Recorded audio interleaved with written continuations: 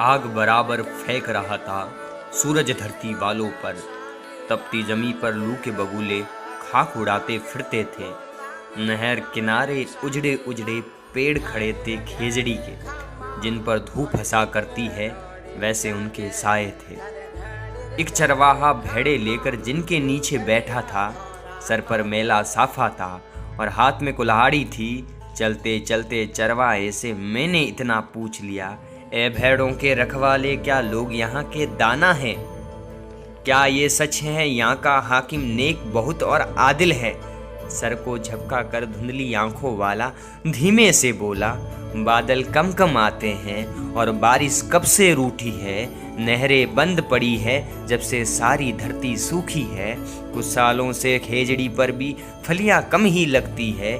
मेरी भेड़े प्यासी भी है, मेरी भेड़े भूखी भी है।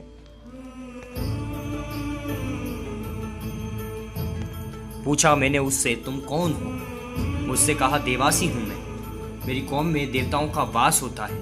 यकीन नहीं होता तो इतिहास गवाह है। मुझे राई का रहवारी और इन मुख भेड़ों का रक्षक मैं मालधारी कहलाता हूँ।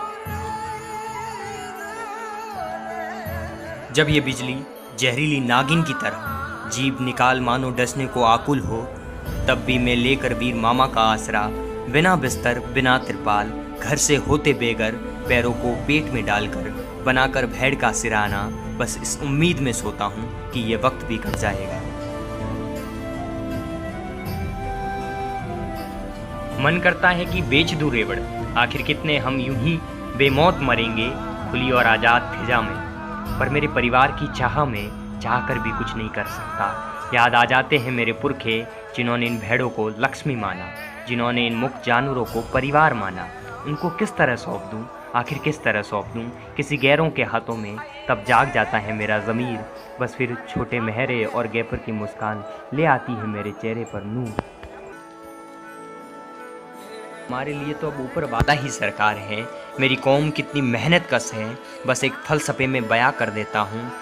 जब तुम लिहाफों में ढके रहते हो तब हम सवेरे निकल पड़ते हैं। हम दोनों के निवाले की फिराक में तुम्हारा चलता कूलर भी जब तुम्हें बेचैन करता है, तब मैं मस्त अघोरी की तरह गाँवों के उस तालाब के किनारे लेकर गुड़ की डली, बाजरे की रोटी, बकरी का दूध आराम से खाता हूँ।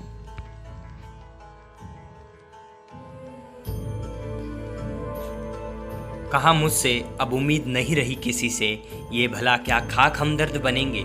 केवल गलफत के कर्म हैं इनके। तुम जाओ कभी राजधानी या संपादक के पास तो मेरे शब्द उन तक पहुंचा देना। शायद उनके कानों में शीशा भरा पड़ा है, शायद मर गई है उनकी आत्मा हमारी खुशी छीन कर। तुम जाओ वहां तो बस इतना कह देना कि घुमंतू हमें क्यों कहते हो? हक के नाम पर ऊंट के मुंह में जीरा केवल छल था या हमारी कौम के चेहरे पर तमाचा था?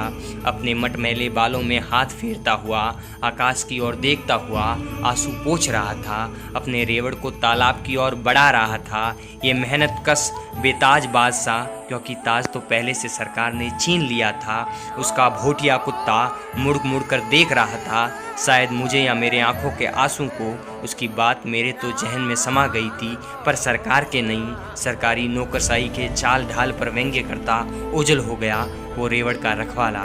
वो रबारी था साहब, वो रबारी था।